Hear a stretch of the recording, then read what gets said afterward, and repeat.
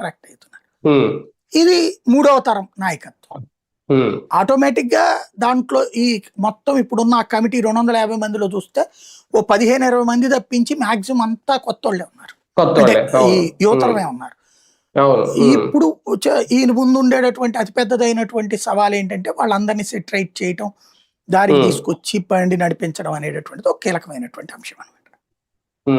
తెలుగుదేశం పార్టీలో ఒక భారీ మార్పులు ఏమన్నా చూడబోతామా భవిష్యత్తులో ఈ నిర్ణయాలతో?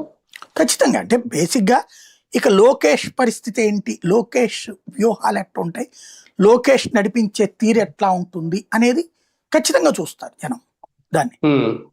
అది ఇప్పుడు తెలుగుదేశం యాక్టివిటీ రొటీన్ గా నడుస్తుందా, ఇంకేదైనా భిన్నంగా వెళ్తుందా అన్నటువంటిది అబ్జర్వ్ చేస్తారు జనం.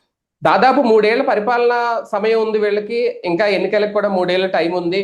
ఇప్పుడు హఠాత్తుగా ఈ పదవిలో లోకేష్ గారిని కూర్చోబెట్టడం వెనక బాబు గారి ఆలోచన ఏమన్నా ఉందనుకోవాలా?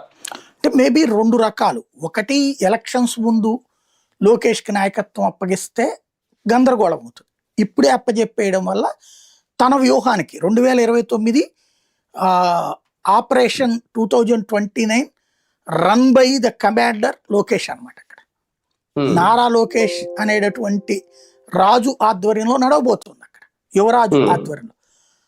అప్పటికి రాజు అవుతాడా లేదా అన్నది ఇంకొక 5-6 నెలల్లో తేలిపోతుంది. లెక్క ప్రకారం ఇంకొక 5-6 నెలల్లో ఆయన్ని